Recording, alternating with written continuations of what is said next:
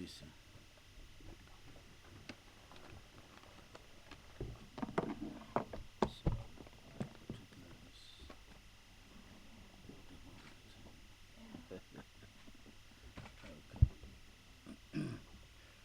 Well, thank you very much, Kamo. May I acknowledge Deputy Ministers that are here. Deputy Minister Castle Matale, Deputy Minister Polivashino. Let me also acknowledge the presence of the National Commissioner, General Fani Masimula, and the Head of Civilian Secretariat. I want to also acknowledge your presence here today, and we appreciate it to all of you, members of the media, and also everybody else who may be attending this press briefing. I also acknowledge the presence of other police officers that are here, and Special Advisor, Spikule, and other people that we work with. Thank you very much for joining us this morning. We are humbled and honored to have been given this enormous responsibility. The three of us at ministerial level. And of course, I would want to believe that General Masimula and his colleagues feel very particularly honored to be given this responsibility in the 7th administration in particular, to ensure the responsibility of ensuring the safety of South Africans. Now, Chapter 11 of the Constitution of the Republic outlines the mandate of the South African Police. It underscores our fundamental duty to ensure safety and security for all. We have spent the first week in office meeting with the executive management led by General Masimula, meeting provincial commissioners together with divisional heads of the South African Police Services. We have also done this to ensure that we have a broad understanding of the portfolio, including the challenges and opportunities, so that we can map out the priorities and urgent tasks at hand. In addition to meeting SAPS top brass, we have also benefited from briefings from the Directorate of Priority Crime Investigation, the Hawks, the Independent Police Investigative Directorate, IPID, the Private Security Industry Regulatory Authority, CIRA, and the Civilian Secretariat to the Police Services. We have also noted and appreciate the statements issued by various organizations and institutions within the security arena, offering recommendations, advices, and how together we can take the fight against crime forward and build safer communities and a safer South Africa. Engagements with the Portfolio Committee on Police and the National Assembly has been invaluable and presented helpful suggestions and comments. Members of the public have also expressed their views on radio, on television, on newspapers and digital media platforms, expressing their fears, expressing their hopes, and others expressing their confidence, their expectations and support. We appreciate the comments and have taken them into consideration as we map the way forward. We would like at this stage to express our confidence to the National Commissioner, that is General Fani General Fani, I don't know, Masimula, and all other people that he works with, and in particular the national deputy commissioners, including provincial commissioners. This expression of confidence comes from or flows from the briefings that they've exchanged with us, the responses to the questions that we have raised with them, the concerns where we needed to express concerns, how they responded to those concerns. It all has given us confidence that their leadership on their own, as far as police management is concerned, and we therefore take this opportunity to express that. And we chose to do so here so that all of you are aware that we as ministry, we have full confidence, and also in his presence, that we have full confidence in your commission.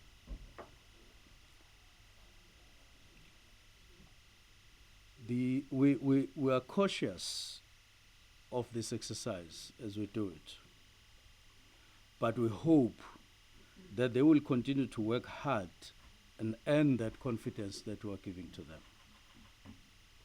We will give the National Commissioner enough space to operate and to exercise his duties, whilst we exercise oversight and provide necessary leadership as ministry, as it will be necessary.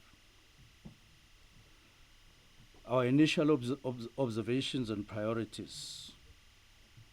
We will continue to interact with management of SAPS and various stakeholders, including unions within the portfolio, as part of our work. However, our observations following briefings in the recent past or in the recent week are as follows. 1, the crime levels in the country are on the increase and are intolerable. We need to act decisively and bring this situation under control. The levels and type of crime differ from one province to the other. We need to take this into account as we implement the integrated national crime prevention strategy. This scenario also requires that we think about what management system is needed overall within the police service, which will enable us to respond effectively to these serious challenges that we are facing. It is our view and understanding that tough measures may need to be taken to reduce crime where necessary. The leading crimes in the country currently are conduct crimes such as murders, rape, as well as hijackings and kidnappings for ransom payments, and the killing of women and children also continue to be cause for concern and serious concern at that, and warrants intensive action from law enforcement. It is for this reason that we are saying there are going to be definitely instances where we need to take tough action as we move forward. Our mission is clear. Our country must be safe for all citizens. People all over South Africa must be able to move around anytime without fear of marauding criminals. Gang violence, we have observed, is also on the rise. Noticeably in the Western Cape, the situation must be brought under control so that children in the Cape Flats, children in Khayelitsha and other areas are safe. We're also worried about parts of Nelson Mandela Bay, parts of Gauteng, where crime is relatively higher than elsewhere. And these situations, as we say, They are going to require our urgent attention. We literally want children to play free on the streets without being hit by stray bullets and any other related dangers. We take the issue of construction mafias in the country very seriously. This trend is associated with destructive activities which disrupt construction and infrastructure development, which our country urgently requires. Genuine quests for economic transformation can be handled through the correct channels and using existing policy prescripts without resorting to hijacking construction sites and using extortion to source business. This matter will continue to receive our urgent attention.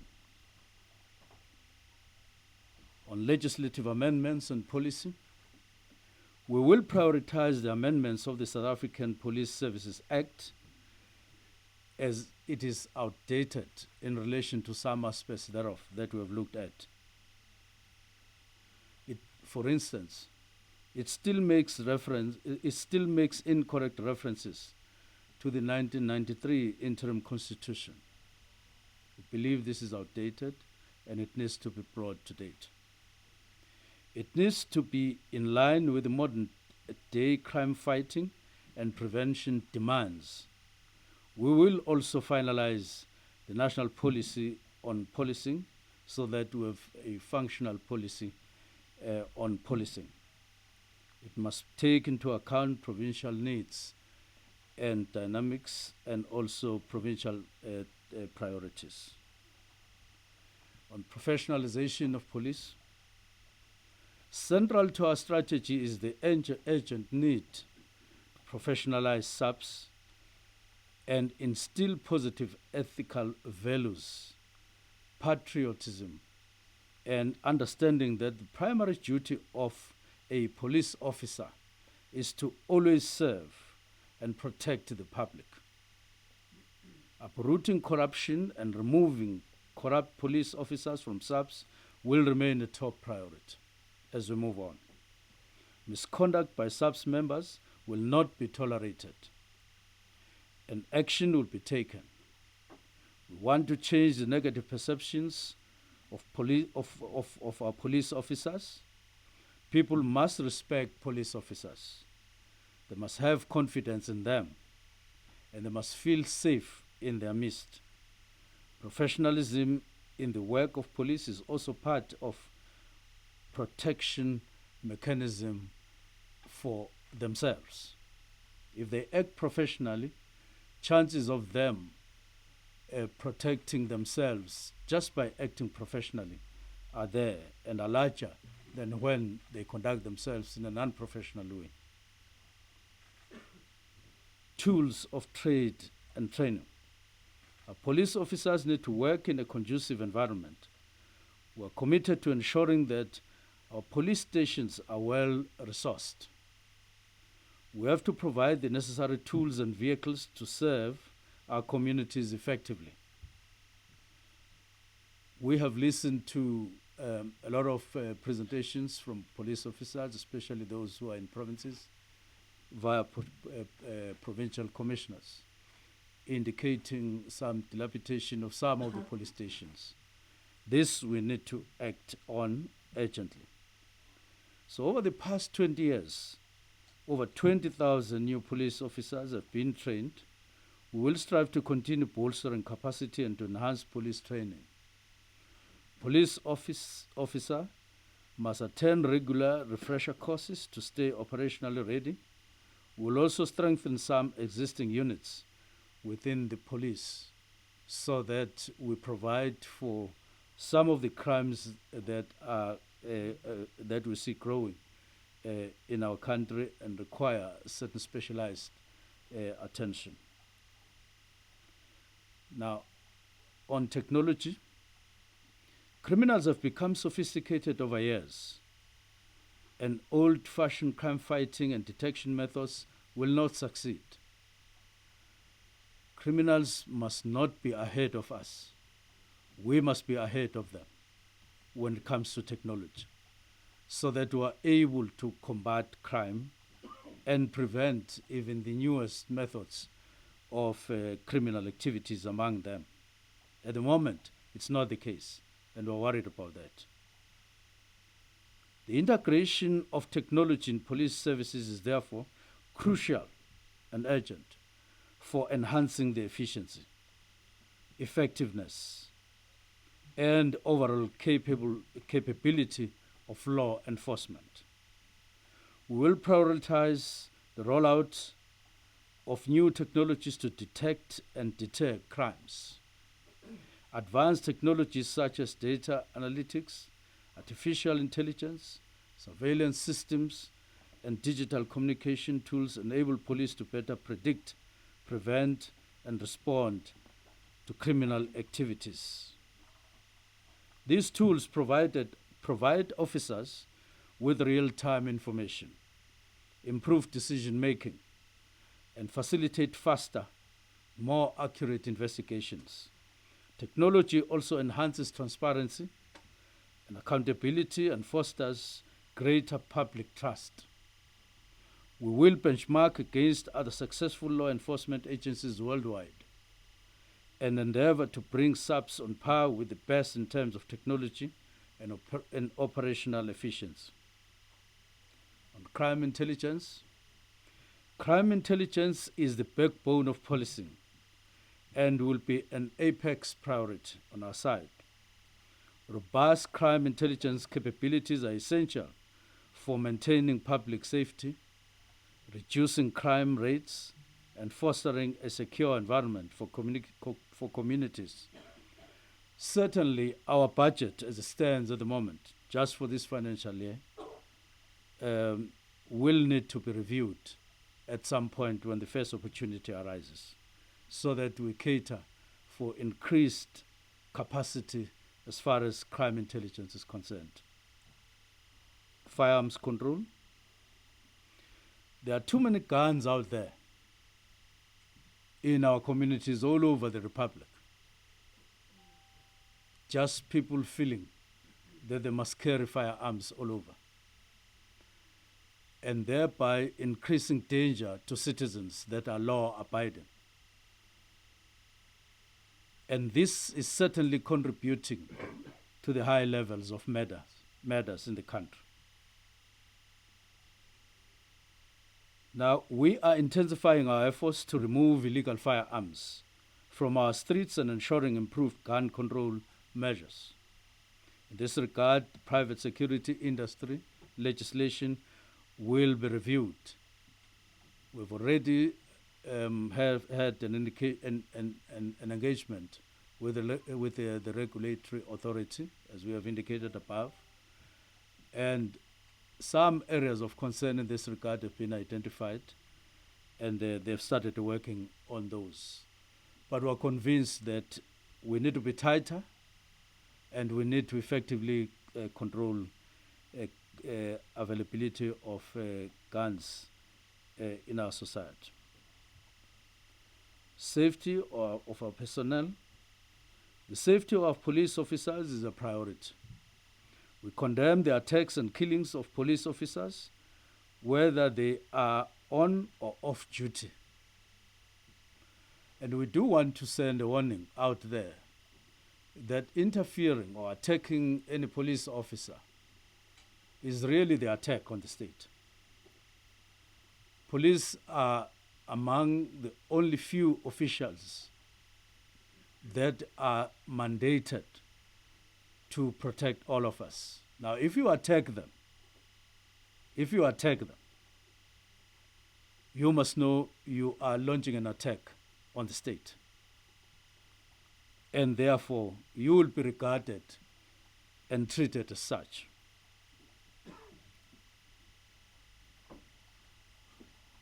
Anyone who attacks a police officer is declaring war, as I've indicated, on the state and the people of South Africa. They are attacking the buffer between the citizens and criminals. And this will not be tolerated. Our hearts go out to the families who have lost their loved ones in this line of duty or even off duty. Those who attack police officers will face the full might of the law. Building strong partnerships. We cannot win the war against crime alone as government. We will partner with community policing forums. We will partner with the private sector, that is business in particular, but we'll also partner with the private security industry. We will partner with communities. We will partner with community-based organizations. We will partner with sectoral organizations such as those protecting the rights of women and children. Faith-based organizations, traditional councils, organized labor, and non-governmental organizations dedicated to the fight against crime. Working together, we will make progress towards making our country safer. And we stand here to invite all these organizations and more that we work together, and including some specific departments of government that we'll be working with. As I conclude, want to once more say, ladies and gentlemen, we will deliver our budget vote speech in the National Assembly tomorrow, on the 16th of July. We shall outline the program of action for this year.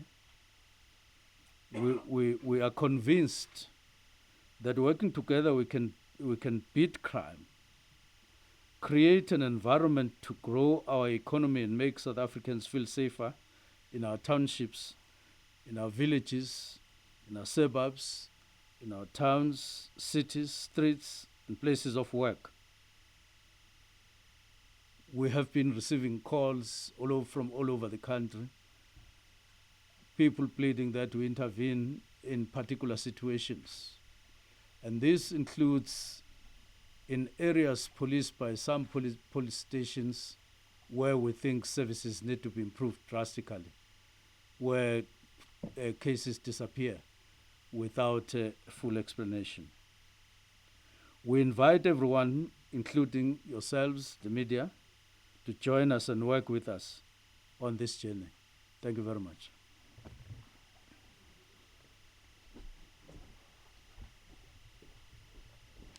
Thank you very much, Minister. Ladies and gentlemen, we are now going to move to our first round of questions. I do acknowledge that we have colleagues that are joining us via the virtual platforms, but for now, I would like to start with the first round, taking hands from the floor. May I kindly just ask that you raise your hand, and once identified, may I just ask that you introduce yourself and also indicate the media house that you represent. By a show of hands, can I just see who has questions? 1, 2, 3, 4, 5. Okay, can we start with the first question?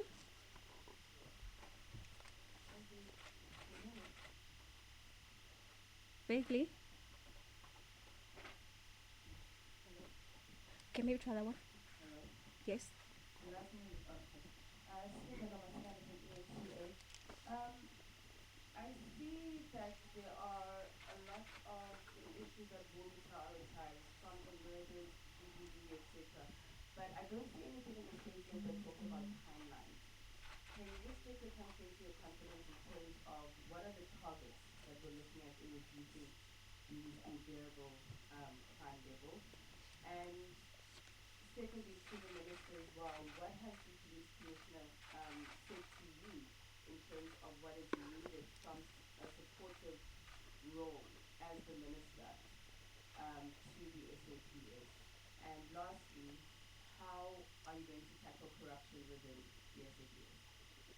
Thank you very much. Corruption. How are you going to tackle corruption within the SAPS? Number 2. Yes, can I ask you to switch that mic off? Yes. Good morning, Minister. My name is Bonnie from Kai News. You talk about needing serious intervention for the killing of women and children, as well as kidnappings, and I really couldn't agree less. At least one woman on social media alone or child is reported missing or dead once every week. Can you take us through exactly what these interventions look like? Thank you very much. We had a third hand up there. Morning, Ministers and Commissioner. My question regards the focus on intensifying efforts about firearms. Given that in 2023, SAPS lost 740 firearms, is reducing the number of firearms lost by SAPS also one of your priorities? Okay. Can we take two last ones? One here, and then Yusuf will conclude with you. My name is Vinita Kwame from Anytime News. I wanted to know what are some of the causes of the high crime rates and violence in the top 10 stations in the country, and what are some of the interventions that the government has done to reduce crime and violence in these top 10 stations? Thank you. Lastly, Yusuf. Mr. Brown, excuse me, from Crime Watch. I think congratulations first of all to you, Minister, and to the Deputy Minister. You have an office to work from. I know your predecessor claimed that you work from home. Have you been able to secure an office? And secondly, a report this morning suggested that the VIP protection unit last year got a bigger allocation of funds compared to the gender-based violence unit. How are you going to handle your budget tomorrow when it comes to the VIP protection unit versus some of the other units? Thank you. Thank you very much. There are certain questions that will thus be attended to by the Minister, and I suppose some will be responded to by the National Commissioner.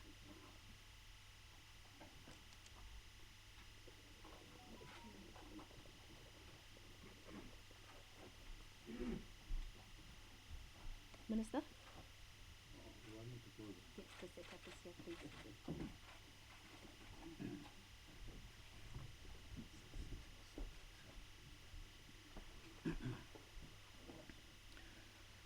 I would have preferred that the mic goes there so that we share some of the questions, but it is fine.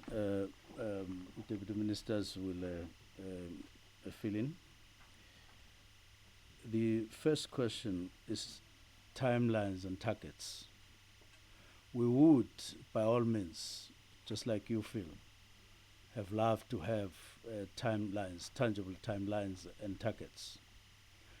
But we're not in a position to do so exactly at the moment. You will note that we're right at the beginning, and we're not necessarily avoiding having timelines and having targets, but we want to be cautious. We want to have a start, size the nature of the problem and complexity out there, and we can only do that in the field when we start rolling out our programs and actions. But as for starting to act, that is we are right in the field at the moment. Police have never stopped acting against crime. All we are saying is that we are going to be intensifying. We are going to making sure that we multiply the activities that are happening there. We even endorsed the reports of all the intervention activities in particular geographical areas. And we said if there is to be any difference at all, it is to intensify those. And we're given specific areas where there are key interventions that are happening right now. We assured Commissioner Masimula that those must stay in place and rather be improved wherever they are, including those that are in communities, mobilizing communities. But in terms of some of the activities that we're going to be engaging on, we will invite you as and when we go to the field. But when are we then seeing a turnaround? We will answer that question as we move on and as people give us evidence of the impact of our interventions on the ground. The second one is what kind of support did police say they need from us? Our support to police is indicated in the Constitution and in broader mandates from the communities. We will offer our leadership to police, political leadership. We will offer, and we agreed on that, guidance to police. We will also give them support when they put their programs forward and say, this is what we are doing currently. In fact, they've already indicated that, as I indicate, that there are interventions all over the country, there are activities all over the country. We've already expressed our support on that and endorsement of those. And I take it that on Friday when we parted ways, police were very sure that whatever they are doing out there, it has our support and endorsement. But of course, things like your budget, clarity in terms of work that we do together with other agencies and so on, those are some of the specific things that we're going to be working on going forward. There is also a question on how are we going to be dealing with corruption within the police. Firstly, we are expressing here, and National Commissioner Masimula did in their report emphasize the abhorrence of corruption within the police ranks and indicated what they are doing about it. We are happy with the actions that they've taken or that they are taking and they're prepared to take. And so word out there to the police must be clear that they need to avoid acts of corruption, because they are the surest and the shortest way of them having to leave the police via disciplinary measures and other actions that will be taken against them. It won't be tolerated at all. Now, protecting women, what will be these interventions?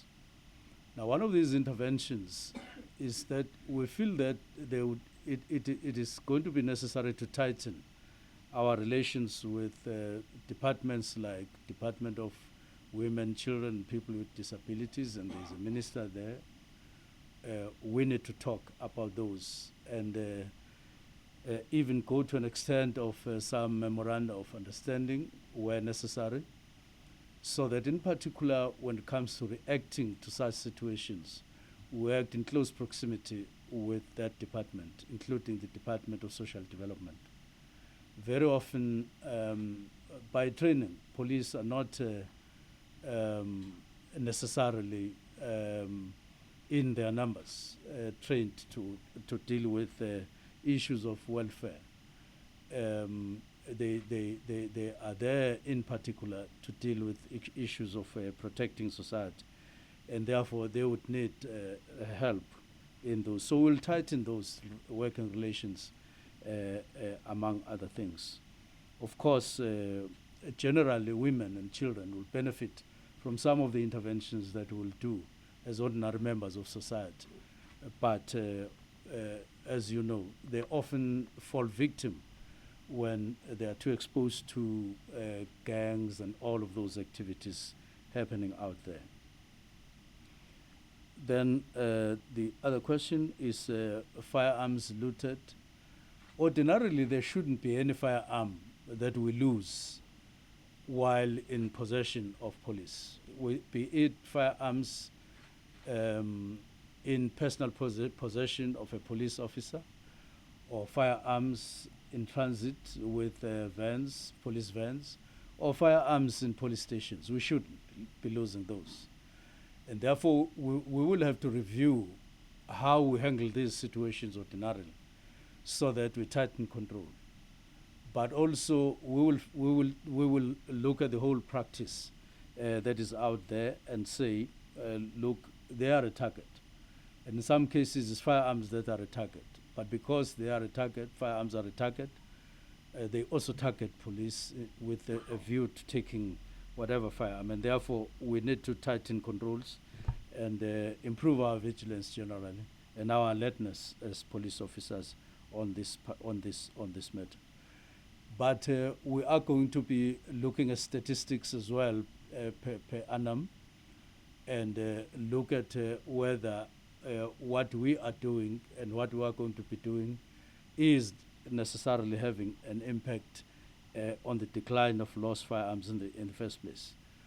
But even if firearms get lost, we need to recover them. We need to follow up because they soon become very active and an increased matter unnecessarily. And therefore, we are discussing possibility of some technology with regard to firearms, but we are continuing to engage on these matters. But you are pointing out that something very important. We shouldn't be seen to be increasing the availability of firearms, illegal firearms in the streets, ourselves as police. Now, causes of murders, what is being done about them? Now, causes of murders are varied and there are many. But some of them point to various periods at which we see murders increasing, either in the week or even during a day. They took us through those reports, and they also have something to do with proximity of places of enjoyment like taverns and all of that.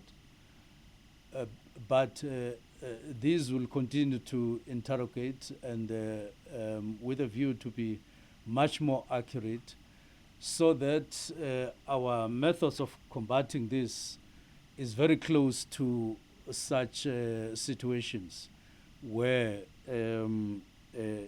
these situations get on the increase. But with regard to some provinces, they are pointers to drugs, and they are pointers to a number of other problems, of course, like alcohol and so on. But we are not the ones who are going to start talking like we are excusing people to be criminal just because there are drugs, just because there is this and that. We are merely responding to your question. We're going to be treating crime as crime and not say, yeah, because of 1, 2, 3, so it is less of a crime. That is not going to be part of the game. We are going to confront crime and so on. But we're interested, of course, on the causes and the roots of such things like drugs and so on. And therefore, we're going to be looking at that as part of our prevention regime so that we don't just deal with the problem in the house, but we also trace it from outside and act on the preventive side. Now, the last couple of questions have to do with crime again. Are we going to be giving bigger funding for crimes relating to, or first, the offices, someone is asking for offices. Yes, I have an office. I was led to an office here in Pretoria and in Cape Town. I'm not going to ask any other question from the past. All I know is that I have an office. And if you want to see it, I'll invite you to come and see my office. Now, bigger funding for women and children. Yes, we haven't looked specifically at this particular aspect of work, but we're going to be looking at it just like in crime intelligence, where we're saying as and when the first opportunity arises, we will review our budget with a view to juggling our allocations as the need arise. We will look at that. Thank you very much.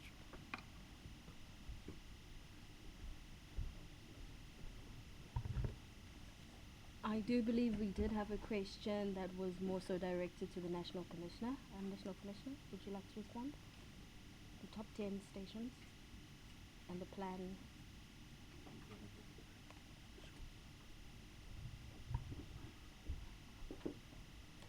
Thanks. Good morning, Minister, Deputy Ministers, and the viewers.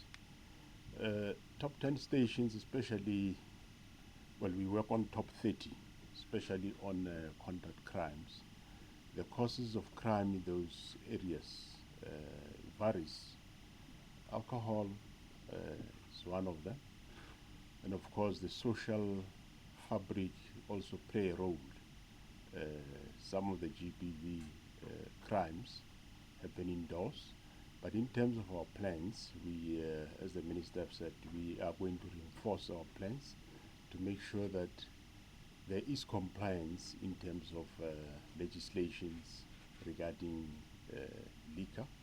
There should be also compliance in terms of the closing times of liquor establishment. But also our plans are focusing those stations to say we are pumping resources in terms of be it vehicles and police members to those stations with a view to change them. We can't have them as top 30 or top 10 all the time. So we are going to focus our resources to those stations by the provincial commissioners, and where necessary, we also have national interventions which will focus to fight crime at those specific stations. Thank you.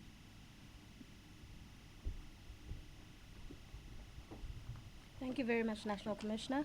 I just wanted to confirm that we do not have any questions from the digital platforms.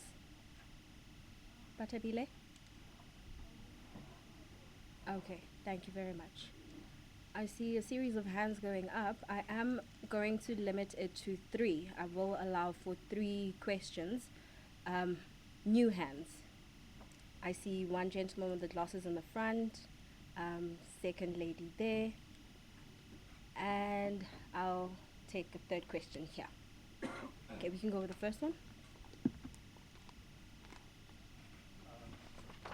Good morning, I'm Nicky from 24. Minister, just in your address now, you did say it is our view and understanding that tough measures may be taken to reduce crime and necessary. Could we just maybe extrapolate on what sort of tough measures you're referring to? And then just also how are you, along with SAPS management, going to tackle a lot of the red tape that leadership and management often find themselves in trying to effect change on the ground, kind of the hoops of fire that they often need to jump through to get things going and get things working on the ground. Is that something you'll be focusing on, something you'll be looking into? And again, I know that we already had a question about time frames, but do you have a specific time frame in mind in looking to bring our police stations back up to a respectable level? Do you have any sort of idea of how long you want to push to get that together? Thank you. Thank you. We'll take the second question. Good morning, it is Gerardo from the Minister, police are investigating the murder of the city of Johannesburg who was gunned down on Thursday. And there are reports that suggest that his killing was a quickly orchestrated kill, and he was handling sensitive investigation. Has anyone been arrested, and what has the police uncovered so far? We'll take the last hand.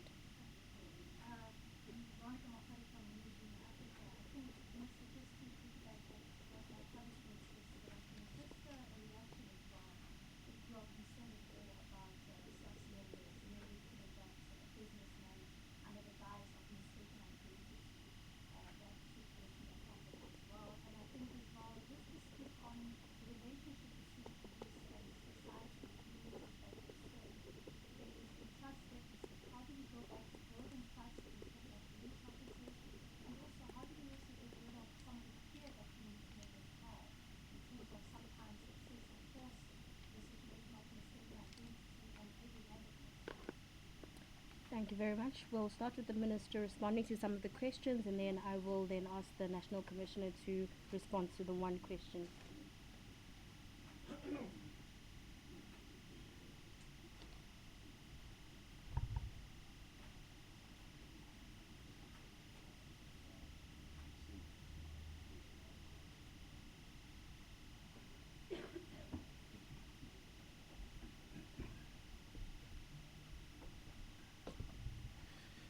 Thank you very much once more.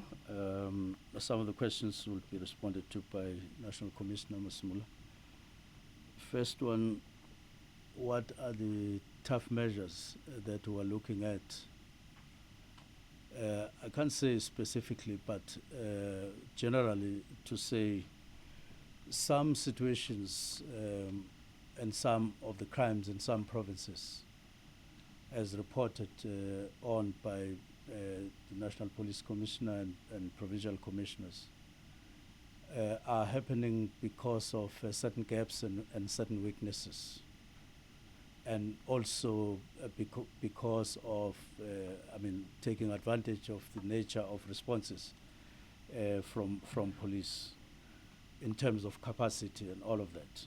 So it's clear, and I must add, some people have formed themselves into gangs in some parts of the country. They don't act alone as individuals. Now, in those instances, they act knowingly that they are breaking the law, and they are prepared to fight for space to continue breaking the law and threatening other people and so on. They do this deliberately. Now, if a person acts like that and plan and take and actually go on elaborate plans to fight, that's not the kind of situation that you can just face with an individual policeman and so on. You've got to plan how to combat that, but you also have to be prepared to take tough action on that. Not only when there's resistance, but to make sure that people who find themselves in such situations don't get back to such situations again. Now, some of the things that we will be doing, we'll just do them, and you will see as and when we act. Then, on building trust, of course, trust is earned, and it's earned over time. And it's professionalism on one hand, it's accountability on the other, and it's openness and transparency that builds trust when you deal with communities. When a person comes to the police station to open a case, how do they get treated? And how do we make follow-ups? And what is the conversations in the community about about the impact of police on what people regard as crime and criminal activities in their area? So the way in which we deal with those situations must earn us, and earn police in particular, confidence and credibility.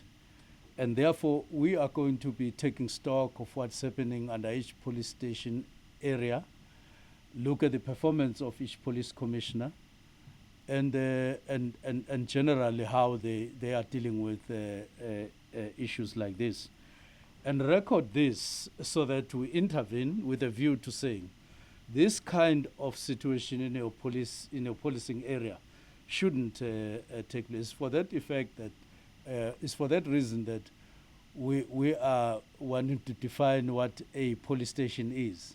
What are the characteristics of a functional police station?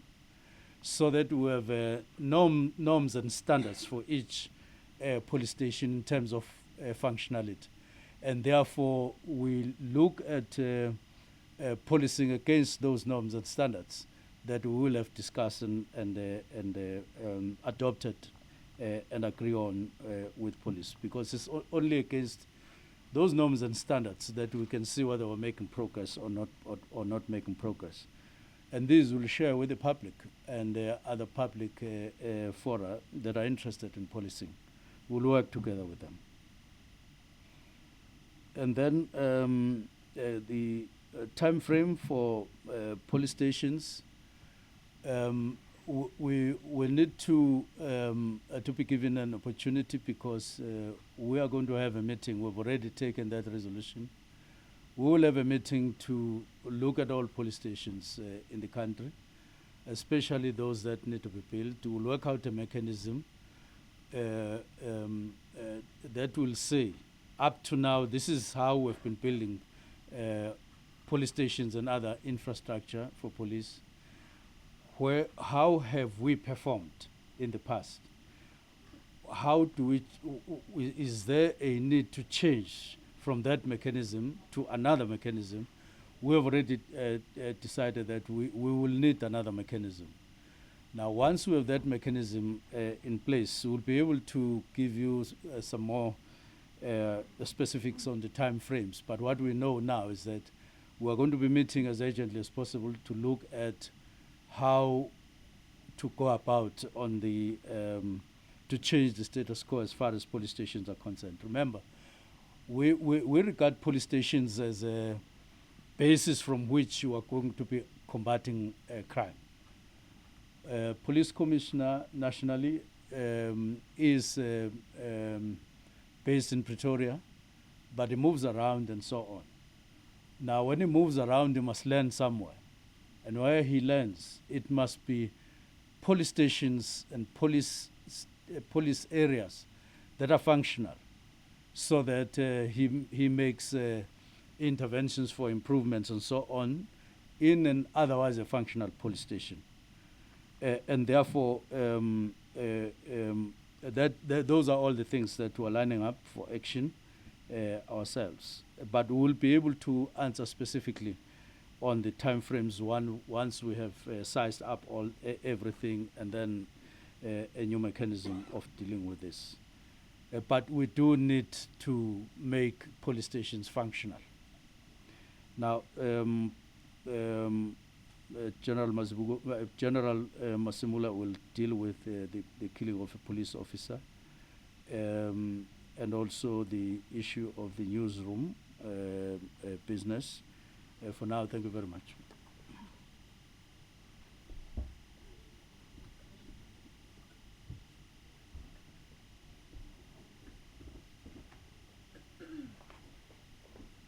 Thanks, thanks very much. With regard to the matter of Benedict Sitole, the case is still under investigation. We haven't yet made some breakthrough. We will be able to brief when we made some inroads in terms of the case where we are. We'll definitely, the case has been prioritized by the Provincial Commissioner of Gauteng. We'll be able to brief on that. With regard to issues of strengthening our crime intelligence, we did, as you know, last year, put in some numbers there. We have appointed some senior management new in that division, and this year again we have prioritized them to give more members in that space, and of course we have to train them first before they get there. So we are busy rebuilding the unit, and there is a remarkable success that we see out of that specific unit. For example, especially around intelligence on CITs. You know that a week past we had a couple of CITs in the Eastern Cape where the intelligence were able to give the operational members, and we successfully arrested over 8 people and a number of firearms. So we definitely are making inroads there. Just this past week, Friday, in Northwest Jubatina, we arrested 4 what we call construction mafia people there that were worrying in that specific area. So we're able to arrest them. I think the next question was, yeah, I think basically I'm sure it's those, unless I forgot something. Thank you, National Commissioner. Ladies and gentlemen, we have come to the end of our briefing session. Thank you very much for your attendance and participation. Thank you. Minister.